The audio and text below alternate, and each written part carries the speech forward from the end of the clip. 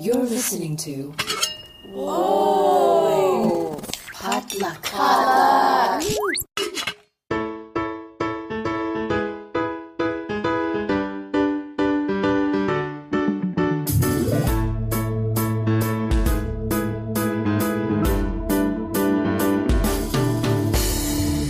And hey everyone, welcome to Books and Boba, a book club and podcast featuring books by Asian and Asian American authors. My name is Marvin Yan. And I'm Rira Yu. And we are here for our February 2025 mid-month book news check-in, where we go over the latest Asian American book and publishing news.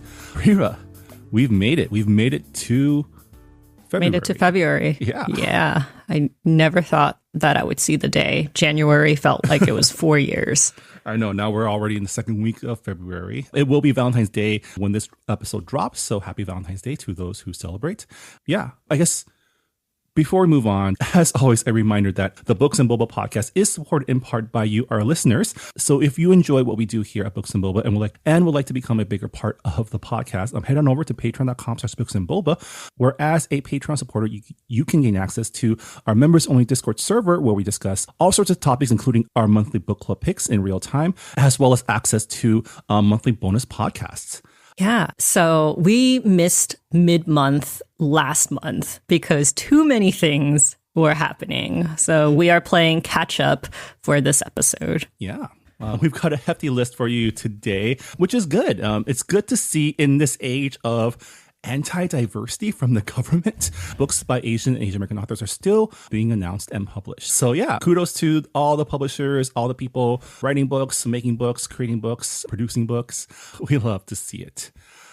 All right, let's get started as always with the latest Asian American book publishing announcements that Rira compiles from social media, Publishers Weekly, and other sources. Rira, why don't you give us our first book deal?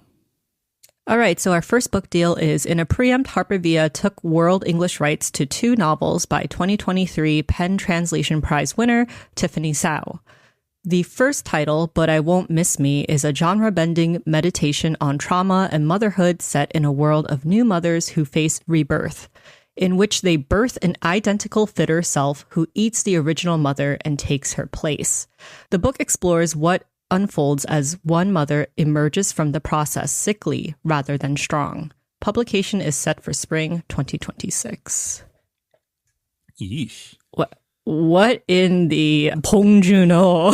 Yeah, this is, we're no strangers to body horror as allegory for societal trauma, right? And so this sounds like a really interesting one of those. It reminds me of that film, The Substance, that came out last year that I have actually not seen yet because I, not in the mood to be grossed out, but definitely this idea of the lengths you will go to create a better version of yourself is something that it's worth exploring because of the importance that society puts on how someone looks, right?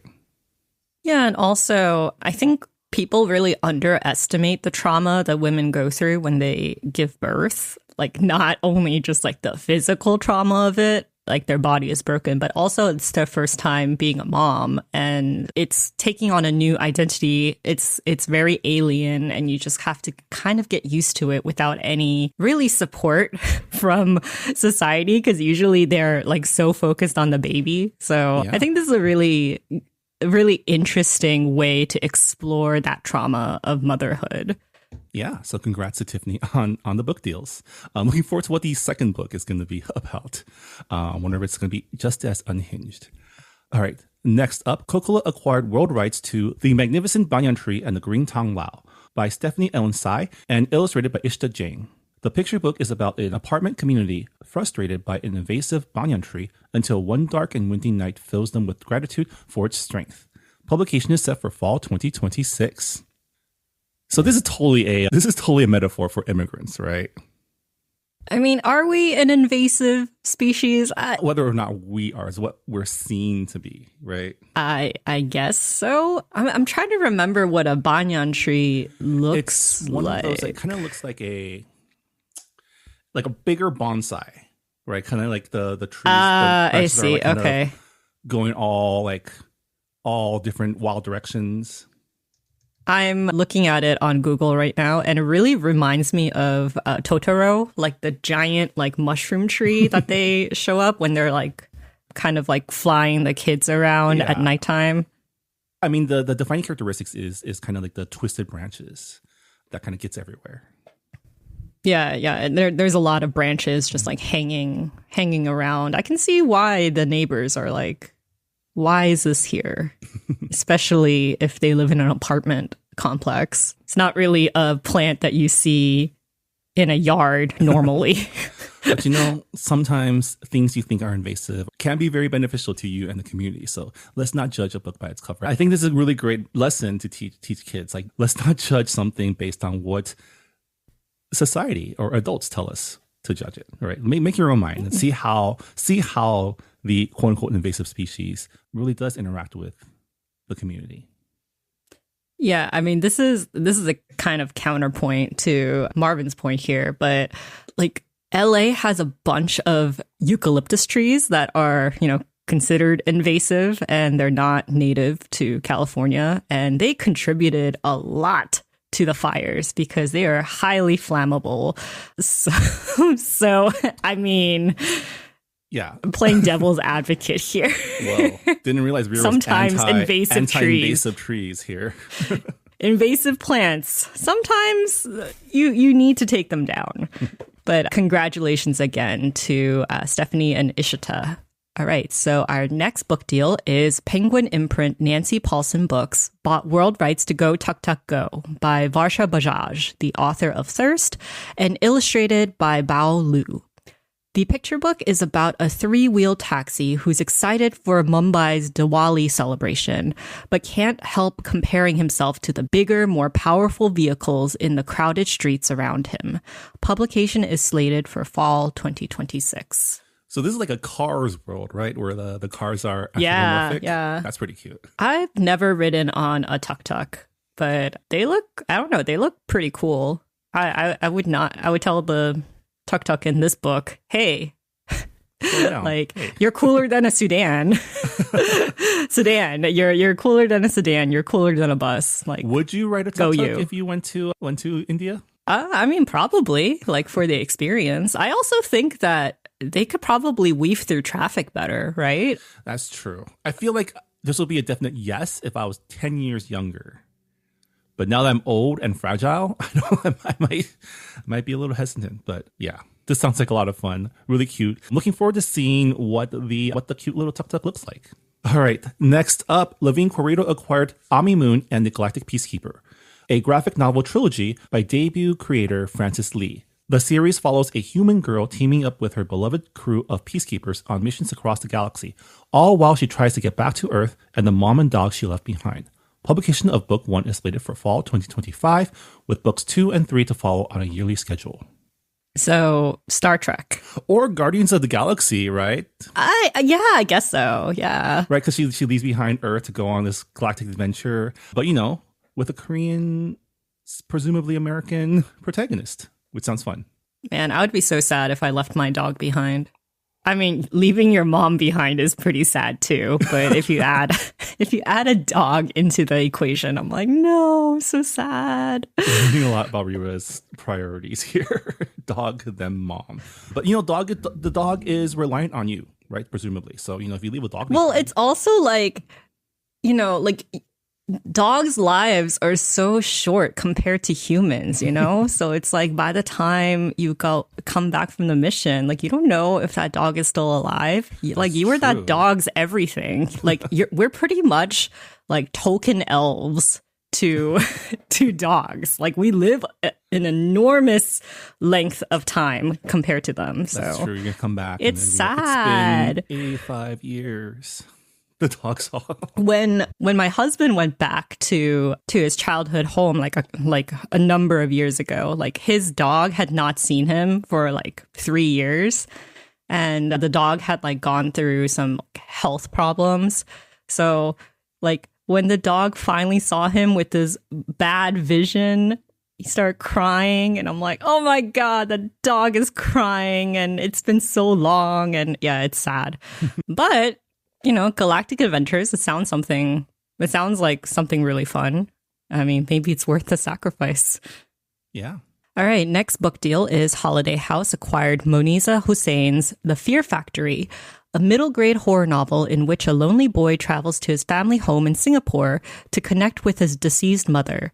When he meets her ghost frozen in time at age 12, he'll have to untangle the decades-old mystery keeping her trapped, even if it means losing her forever. Publication is scheduled for fall 2026. Ooh, middle grade horror. This reminds me of all the Goosebumps books I used to read as a kid. Yeah, this kind of reminds me of Miyazaki's latest film. Trying to remember The Boy and the Heron. what it was. Oh yeah, Boy and the Heron. Yeah, because he meets his mom, like in like her teenage self, and his mom had like passed away. So yeah, it's like I feel like it's a very interesting like trope. I mean, you don't really see it that often. Yeah, and combined with like an Asian, I guess, flavored story where you're also untangling family secrets and generational trauma. Like, it sounds like, we've read quite a few books that uses generational trauma as the basis of like either gothic horror or like horror. And so it's a very rich vein to draw from. So I'm really excited to see that get explored in horror fiction for younger readers as well. Yeah. Yeah. Bringing back middle grade horror. Like you said, it's very Goosebumps. Yeah. All right. Next up, Henry Holt acquired 2 contemporary YA novels by Trinity Nguyen, who we had on the show to talk about her debut novel, A Bung Me for Two. The first book, Sweet Heat, is an enemies to lovers romance that follows 2 young chefs competing on a reality TV cooking show slated for summer 2026. And the second book, Bad Idea, Right?, follows a cheerleader who tries to win back her ex by making a deal with his girlfriend, only to encounter an unexpected romantic twist. And that book is slated for summer 2026. Oh, the second book sounds gay as hell, and I love it. Hey, the first book could also be pretty gay. I mean, Trinity That's Nguyen's true. debut novel was a sapphic adventure as well. So I'm pretty sure, I have a feeling it's kind of a... Yeah. I mean, the first book, Sweet Heat, sounds like something that's totally up your alley, Marvin, considering that you love cooking reality shows. Yeah, I mean, Trinity's first book, A Bung Me for Two, which I also really enjoyed, also had to do with food and food tourism. So I'm glad to see her going back to, foodie-related rom-coms. Enemies to Lovers is always a choice trope to use. And, looking forward to catching all the little Easter eggs she lays for people who truly know their reality cooking TV shows. Yeah, you'll probably catch all of them, like it's like, oh, the secret ingredient is, and like, I wonder if she's going to combine like a whole bunch of other like cooking shows and just like mash them up. I think that'd be really I wonder funny. if it's going to be more Bake Off or more Top Chef or more like Master Chef, Grocery Wars. I watched a lot. I mean, if it's enemies to lovers, I would really want the cooking show to be like high pressure, very competitive. Yeah. It can get nasty. But we won't know until the book comes out. So congratulations again to Trinity. Yeah. All right, our next book deal is Lerner imprint Carol Rhoda acquired A Boy Called Hero, a middle grade novel by Marie Miranda Cruz, the author of Everlasting Nora. 12-year-old hero of recent transplant to the Philippines from the U.S. is thrown back in time to 1892 when his ancestors are distributing a banned book as part of the fight for their country's freedom. Publication is slated for fall 2026. Wow, 1892 Philippines sounds very similar to 2025 America I'm just right saying, now. I'm so glad book banning is out of vogue. 1892, I can see them banning books, but so glad that we live in today times where this sort of thing doesn't happen, right? Yeah, there's like a big lawsuit that's happening right now because there was a bill that was introduced saying that, kids can't borrow books from the library unless they're like 18 years old because they're afraid of them picking up books with sexual content. And the definition of sexual content was very vague. And there was like a lot of fear on like, okay, well, like, what is this going to mean for books that are already banned at a lot of libraries? I mean, I dipped my toe into book talk and Bookstagram, and let me tell you, 99% of those posts are about books with actual sexual content. So your kids are getting that no matter what you do. But Yeah, and you know what? Some of them are not even getting it from books. They're getting it from fan fiction on AO3. Like, I mean, kids are going to read what they read. But yeah, book banning is very political, and we live in a very political world. So despite the fact that this takes place in 1892 Philippines, I'm sure American readers will be able to relate to a lot of the events in banning it. books. Yeah. I mean, banning books, banning media has been the tool of those in power authorities in time immemorial. Like going back to like the Dark Ages, right? Where, you know, literacy was a way like to maintain power, right? Like, I think people don't realize that the right to actually learn to read is like, in the grand scheme of things, pretty recent, right? Yeah. I mean, even women learning how to read, that was not available to lower class women for a very long time.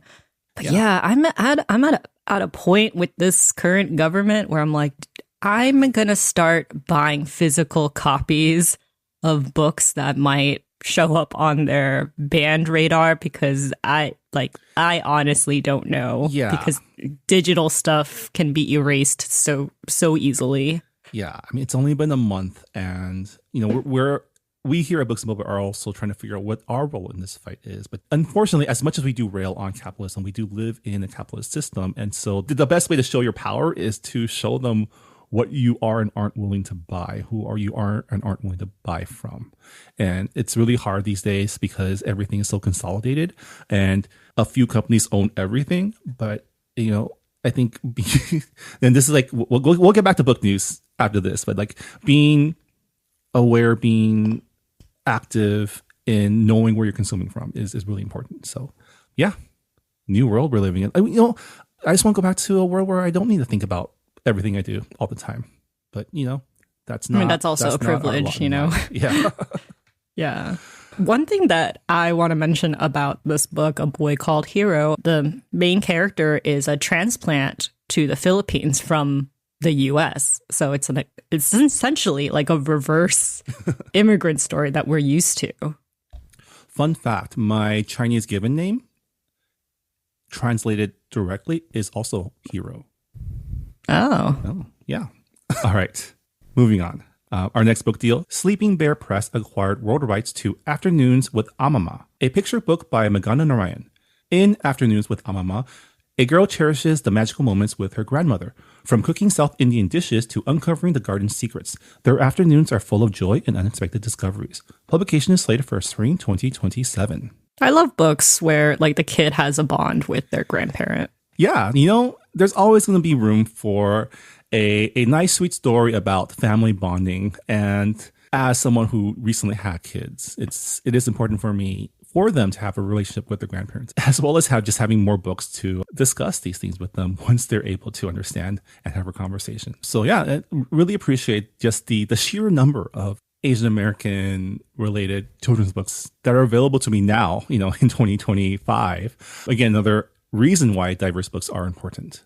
All right, so our next book deal is Simon Spotlight acquired 2 ready-to-read titles by author-illustrator Vikram Madan. The first picture book, Robot See, Robot Do, is about a little robot that follows children copying everything they do until bath time. And the second title, Duck-A-Muck, is about a free-spirited duck who ignores the wishes of fellow ducks only to have trouble ensue when he starts playing where he should not. Publication is set for fall 2026 and spring 2027 for the second book. Love a good children's book that teaches needed lessons, you know? Sometimes kids just need something didactic, like, hey, don't play over there. And, hey, yeah, I'm sure parents are very relieved. And hey, don't put the robot in the bath. Robots don't belong in water. Unless they're waterproof, which I don't think this one is. Like, it says the robot, like, follows the children and copies everything that they do. It reminds me of that very viral baby toy. It's like a dancing cactus, and it mimics the sound. The one that babies make. Yeah. I'm sure it drove a lot of parents crazy. Because it's like if the baby cries, the cactus also cries. Yeah, but a lot of those videos are just parents like messing with their kids with it, which is kind of sad, you know. Like, I think there's a way to play with it where the kids don't get traumatized, but that doesn't make for good viral content. Yeah. Well, good parenting books as well as, picture books for children. Yeah, looks cute. All right, next up, Capstone bought world rights to Extraordinary Eliana, a early chapter book series written by V.T. Bidania and illustrated by Suji Park. The first installment in the series is Extraordinary Eliana, Extraordinary Eliana, and the Magnificent Hmong New Year. This Astrid and Apollo spin-off series stars the twins' precocious kid sister. Astrid and Apollo, a separate series by them. Yeah. Okay. It's like their main series. Okay. All right. Next up, Capstone bought world rights to Extraordinary Eliana, an early chapter book series written by V.T. Bidania and illustrated by Suji Park. This series is a spin-off of V.T.'s other chapter book series, Astrid and Apollo, starring the twins' precocious kid sister, Eliana, who strives to stand out from her older sibling's shadow. The first installment in the series is Extraordinary Eliana and the Magnificent Hmong New Year. Publication is slated for spring 2026. I think this is very cute because, I wouldn't know. I am the eldest child in my family, but, I can assume that, like the baby sibling feels left out sometimes and they want to go on their own, they want to join in on adventures and all that. Yeah. It looks like the first Astrid and Apollo book is also about the Hmong New Year. So I think it's kind of cool to have like this like other perspective from a baby sister, right? Yeah. Also, the fact that the older siblings are twins. I also have twins, so now I'm just gonna, it's gonna be half my personality. Write it down in your to buy book. Yeah. Yeah, this looks like a lot of fun. All right, so our next book deal is Chronicle Books bought author-illustrator Kami Ye's Two Little Hot Dogs, a picture book about two hot dog BFFs, Frankie and Ferg, who do everything together until one day they don't see eye to eye. Publication is scheduled for spring 2027. Oh, Frankie and Ferg are such perfect names for hot dogs. Yeah. My cousin used to have dachshund named Nacho. So that's nice. Love some cute dachshund names. Yeah. I hope they get along. I hope they're able to figure out their little conflict. Yeah, it's part of growing up, like there's bound to be like that big fight with your BFF and, it's a very hard process. I hope it's about something really stupid too, like which yeah, ball me to play too. with, right? or they're just like, I don't want mustard on me. What do you mean you don't want mustard on? Yeah. Wait, are they hot dogs or like dachshunds? Like, oh man, they're two hot dog BFFs. Okay. So I'm guessing that they're actual hot dogs. In my mind, they are hot dog dogs. Oh, like wiener dogs? Yeah, that's why I was saying they're really cute. Yeah. Yeah. Well, either way, hope Frankie and Ferg figure it out within the page count of this book. And what can hot dogs actually fight about? Yeah, I'm very curious, invested. All right, next up, in an exclusive submission, Putnam bought Sisters Alone by National Book Award winner and author of Korean Between, Shifa Saltagi Safari. The book is pitched as Frozen meets Home Alone. The book is a middle grade verse novel pitched as Frozen meets Home Alone about two sisters stuck home alone in a blizzard who have to navigate their icy relationship, anxiety struggles, and grief to survive the stormy weather and tumultuous events around them. Publication is set for fall 2026. Wow, that is like a terrifying situation to be in as kids. That's true, but pitching it as Frozen meets Home Alone, I have some questions, right? Are there ice powers? Are there thieves trying to break into the home? And are there traps? Also, how are they stuck home alone? Yeah, how are they stuck home alone? Yeah, and the Frozen reference could just be them wanting to build a snowman too. It could be a lot of things, but I do hope it's ice powers. Or it could just be like a metaphor for, how their relationship as sisters is pretty rocky, sister relationships and drama. Yeah, that's true. It could be a lot of things. Yeah. All right, so our next book deal is Oni Press bought author-illustrator Deandra Nika Tan's Robot Ramen Cafe, a middle-grade graphic novel in which 11-year-old June teams up with a mysterious robot to help save her family struggling ramen shop. Publication is scheduled for spring 2027. This sounds fun. I would eat ramen made by a robot. Really? I'm against AI.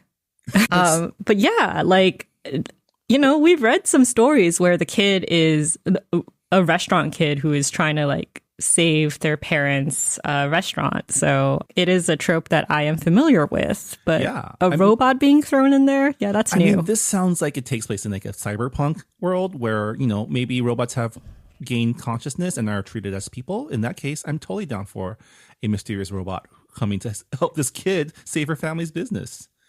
In our cyberpunk future, robots are people too, but we're not there yet in our world. But just saying that's something we'll have to wrestle with if we do continue on this road. And I, for one, would rather have the cyberpunk future where robots help us make ramen than the Terminator one, than the ones where they wipe out humanity. Yeah, I was about to say, like, do we think the creators of AI technology would invest in like cooking robots? I don't know. People are programming robots to do some really dumb stuff right now. So I'm hoping to go more towards that. Like, sure. I have seen really cute robots at the airport where they like are directories and they tell you what gate you're supposed to go to and stuff like that. Yeah. So there's also those server robots at Korean restaurants now. That's true. Yeah. Yeah. More of those robots.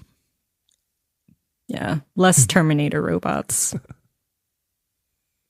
All right. Our next book deal, Putnam bought world rights to All That Chutney Knows, a middle grade novel in verse by Khushbu Patel. Set in India in the 1990s, it tells the story of a girl navigating complicated familial relationships and friendships while trying to pursue her own dreams. Publication is scheduled for spring 2026. The classic coming of age trope of complicated families and personal dreams. What to choose? Do you have to choose? Yeah, I mean, it's set in the 90s, so I wonder if it's like the girl wants to get higher education and the family is like, no, girls don't belong in higher education. I mean, it could be a lot of things, but my money is on art, like something artistic or creative, That too, the old standby. Yeah, but I cannot believe the 90s is historical fiction now. Yeah. I mean, it is 30 years ago. I know. It's so strange to like get used to that idea that, we're old and, the things that we grew up with is now considered vintage to kids these days. So yeah. Yeah. I try not to think about it. Yeah, I think that's a healthy way to go about it. All right, so our next book deal is Nancy Paulson Books bought world rights to Raja's Journey by Varsha Bajaj and illustrated by Chaya Prabhat.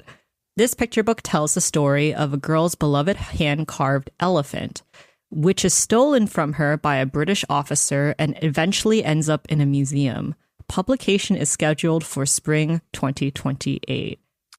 Yo, teaching kids about colonizers and how the British Museum is full of stolen stuff. I hope this ends with like some sort of heist or like a revolution of some sort where the girl gets her beloved elephant back, maybe as an older woman leading this revolution. But as someone who went to London last year and visited the British Museum, it is appalling to see how much stuff that they have that was stolen from their previous colonies, and they still refuse to give them back, and that's really horrible.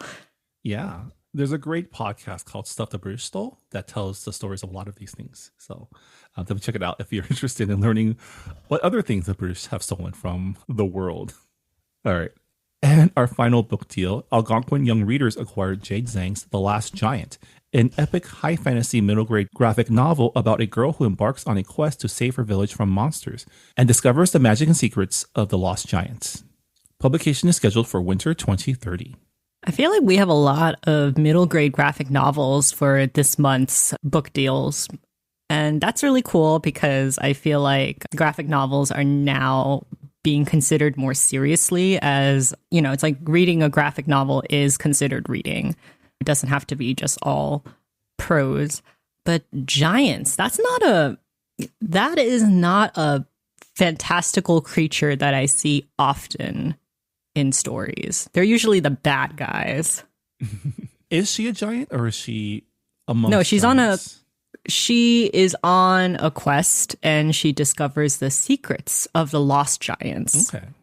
So like Castle in the Sky, kind of, with like Laputa.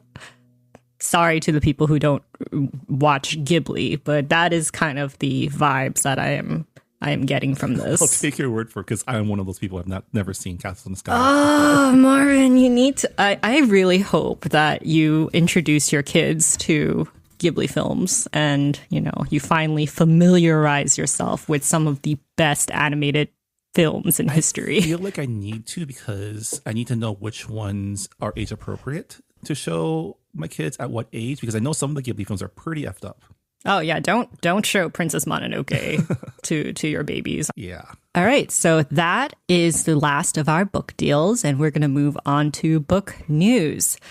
So, in late January, the Asian Pacific American Librarians Association, APALA, in their annual conference, this time in Phoenix, they announced the 2025 winners of its, awards for literature youth categories. All right, so we're going to just go through the winners and the honorees. So the Best Picture Book Award went to Aloha Everything by Kaylin Melia George and illustrated by Mae White. And the honoree went to The Rock in My Throat by Kao Kalia Yang and illustrated by Jia Mie Lin. And the Children's Literature Award went to Continental Drifter by Kathy McLeod. And the honorees are Mabuhay by Zachary Sterling and Clairvoyance by Christiana Kahakawila. That made me laugh. And what? That made me laugh a little. What? Clairvoyance? Clairvoyance. That's clever. I love that. Okay. And finally, the YA Literature Award went to Everything We Never Had by Randy Ribeye. And the honorees were Lunar New Year Love Story, written by Jean Nguyen Yang and illustrated by Li Wen Pham, and Dragon Fruit by Makia Lucier. Yeah, congratulations to all the winners. I think these are probably the only Asian American literature awards out right now, right? At least until we get our shit together and figure out how to do Books and Boba Awards. That's really cool. Some of these books I think we've covered on our book news before. I know Kathy McLeod's book Continental Drifter was pitched to us as an author chat, but we weren't able to get that together in time. But happy to see her on this list as well. Yeah, and Everything We Never Had was a book that we talked about with the author. It was an author interview with Randy Ribeye, so please check that out. It was actually one of my favorite books from this past year, so I'm really glad that it got some recognition. Which is saying something because it's a book about toxic male generational trauma, which I know. generally is not your cup of tea. But it was written so well. And the character arcs, yeah. But it's really nice to see actual books by Pacifica authors, nominated and winning awards, because a lot of the time it's dominated by books by Asian diaspora authors. So it's nice that there's a mix this year. Yeah, we're all making progress. And, awards like this, recognition for authors, diverse authors, again, way more important given the last few weeks than ever before. So congratulations to all the APLA award winners. And we have one more, news item. This is more, general industry news. But Rira, tell me what's happening with Bookshop. Okay, yeah. So bookshop.org announced that they are now offering ebooks. So bookshop.org has been around since January 2020. And, part of their proceeds goes to indie bookstores all across America. And we are actually an affiliate store with bookshop.org. So people who buy books through our affiliate shops, that also goes into investing in independent bookstores across America. But yeah, they announced that ebooks are finally available. However, a little bit of bad news. The purchase ebooks must be read on bookshop.org's Apple or Android app or from the browser. They're also available on Android-based e-ink devices that have regular access to Google Play apps such as Books and MeBook. But it's but Kindle is a little bit That makes sense because Bookshop is supposed to be the anti-Amazon. So anti-Amazon. having Yeah. their books being read on an Amazon product does go against its core values. So Well, I it's not. understand. It's also with like publishers' rights, like some of these books have like exclusive deals with Amazon. And they did say that for digital rights management free titles, ebooks can be directly downloaded and transferred to your reader app or device of choice. So you can read those books on Kindle, but for like a lot of the big 5 books, I'm guessing, are not going to be available through bookshop.org, but they are working on it. I've been following them on Threads, and they're really keen on getting authors and publishers to really come on board. And, I think people who are complaining that it's like, I really want to support ebooks by buying it on bookshop.org, but I can't read it on my Kindle. So I feel like people just I don't don't want to realize how support. trapped they are in the ecosystem that Amazon created. And so, you just got to take a step back and kind of see it holistically. And, you probably have an Android or iPhone. You probably have a iPad. Just get it on that. It works just as well. And, if you're really serious about, decoupling yourself from our capitalistic, overlords, oligarchs, if you will, it does take a little, maybe not pain, but a little adjustments, a little uncomfortableness to create new habits. So that's all it takes. That's all it's about. I'm saying this as someone who does own a Kindle and does really wish I could read these books on my Kindle, but maybe I'll look into getting books to compensate. Yeah, I read mostly on my Kindle as well. And, Amazon used to be my go-to for ebooks because it's just so much easier, so streamlined. However, yeah, I'm trying to step away from the ecosystem. And also, like, I read on my phone most of the time. So I'm pretty sure, like, reading on the app through, like, bookshop.org is not going to be that hard. Yeah, it's not going to be all that different, I don't think.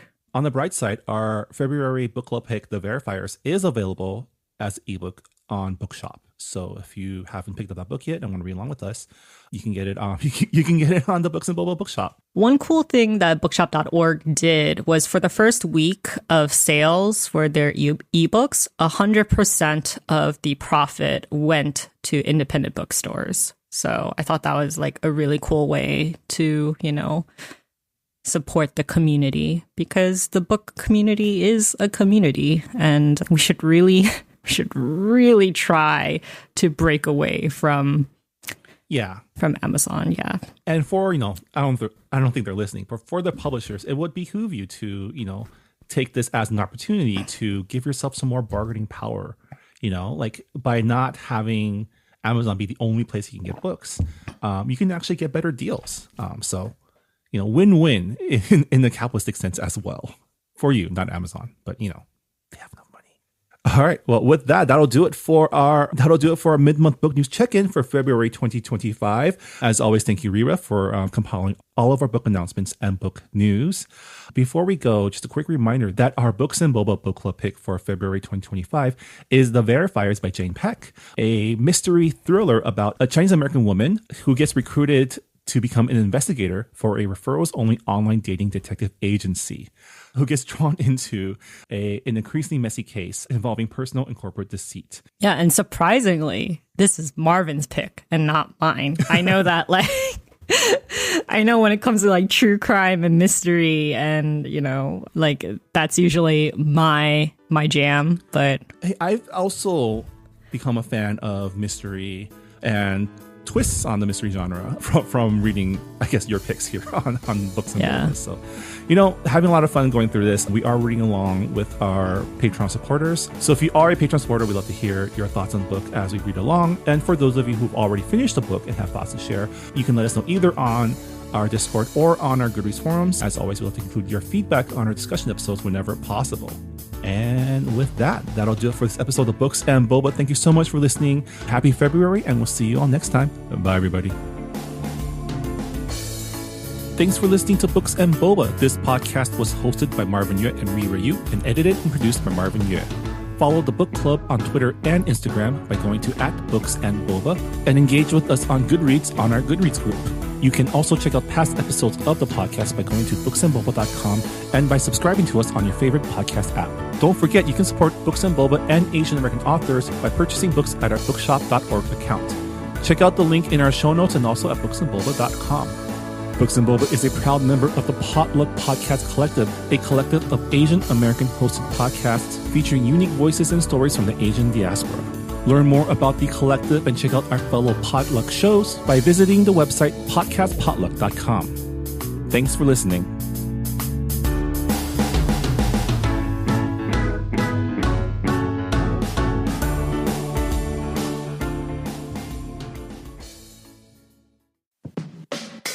Hey, I'm Phil Yu, and you may know me from a blog called Angry Asian Man. And I'm Jeff Yang, author, journalist, and celebrity dad.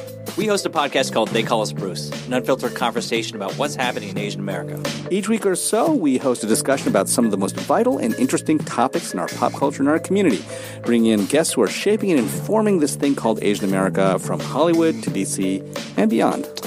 We got media, entertainment, food, family, politics, representation. The good, the bad, the WTF of it all. So check us out wherever you get your podcasts or at theycallsbruce.com. Peace. Peace.